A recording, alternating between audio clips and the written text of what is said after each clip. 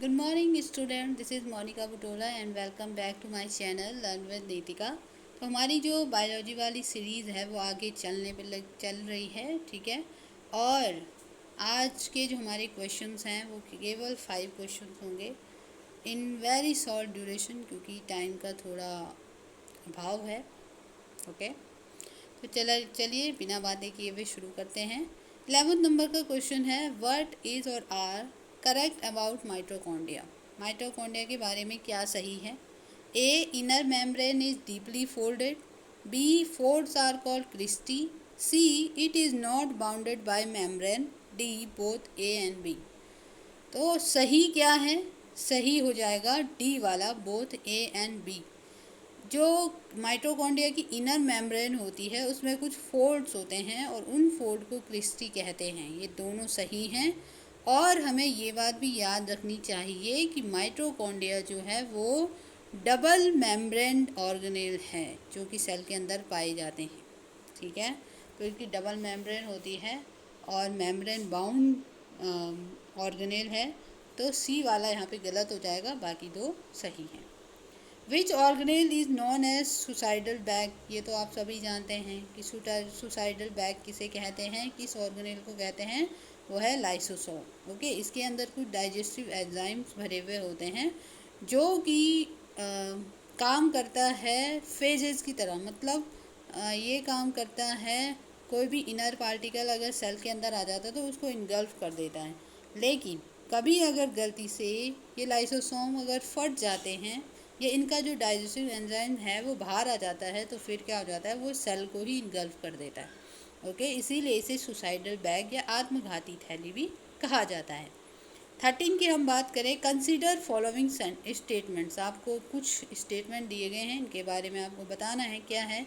ए है, chromoplast contain colour pigment.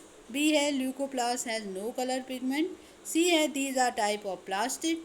D है, all are true. तो इसका आंसर हो जाएगा all are true. Okay, plastid के टाइप होते हैं क्रोमोप्लास्ट और ल्यूकोप्लास्ट। ओके, और क्लोरोप्लास्ट जो है हम इसको क्रोमोप्लास्ट के अंदर भी ले सकते हैं, क्योंकि क्रोमोप्लास्ट के अंदर कलर पिगमेंट होता है और क्लोरोप्लास्ट भी ग्रीन कलर का पिगमेंट इसके अंदर होता है जिसे हम क्लोरोफिल कहते हैं। ओके, वहीं ल्यूकोप्लास्ट में कोई भी पिगमेंट नहीं पाया जाता है और ये प्लास्टिक के टाइप हैं, तो तीनों के तीनों सही हैं। ओके, नेक्स्ट है 14 नंबर का question, tissues found in growing region of plant are called.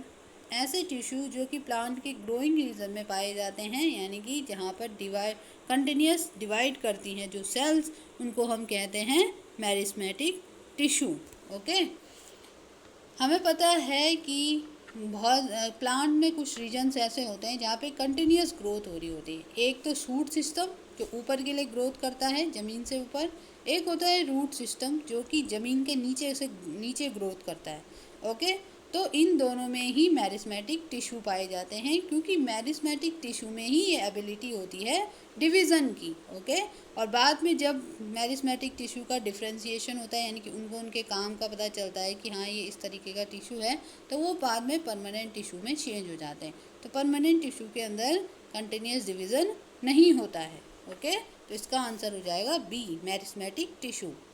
15 number का क्वेश्चन है, गिवन कैरेक्टरिस्टिक्स आर ऑफ। जो हमने कैरेक्टरिस्टिक दिए हैं वो किस चीज़ के हैं? फर्स्ट कैरेक्टरिस्टिक है डेड सेल है, सेकंड है walls are thicken by lignin, और थर्ड है सेल कैविटी इज एब्सेंट। तो ये हो जाएंगे option number B, sclerenchyma. Obviously जो हमारा पहले वाला है डेड सेल, इसी से पता चल रहा है कि ये किसके कैरेक्टरिस्टिक्स हैं। ओके, क्योंकि पैरेनकाइमा लिविंग सेल है, कोलनकाइमा भी लिविंग सेल है, एरेनकाइमा तो जो है खाली स्पेस में जो हवा भरी हुई होती है, एयर चैम्बर्स जो होते हैं, उनको कहते हैं एरेनकाइमा। और बी है स्क्लेरेनकाइमा। ओके, तो स्क्लेरेनकाइमा क्या है? डेड सेल्स है। इसकी जो वॉल्स हैं वो लिग्निन की वजह से थिक हो जाती हैं, मोटी वॉल्स हो जाती हैं लिग्निन की वजह से, और इसी वजह से क्योंकि वॉल्स मोटी हो गई तो उनके बीच में फिर सेल कैविटी नहीं पाई जाती है या इंट्रासेलुलर स्पेस नहीं पाए जाते हैं। तो आज के हमारे केवल 5 क्वेश्चंस थे। एंड अगर आपको ये सीरीज़ अच्छी लगेगी तो प्लीज़ कमेंट कीजिएगा, एंड जो भी टॉपिक्स आपको एज ए MCQ चाहिए आपको मिल जाएंगे। ओके, तो हमने ये क्वेश्चन थोड़ा सा ऐसे घुमावदार इसलिए बनाए होते हैं ताकि आपके कॉन्सेप्ट क्लियर हो जाएं और जो भी क्वेश्चन आपसे पूछे जाएं आप उनके आंसर दे पाएँ। आई होप आप लोगों के लिए ये वीडियो हेल्पफुल रहेगा। Thank you so much.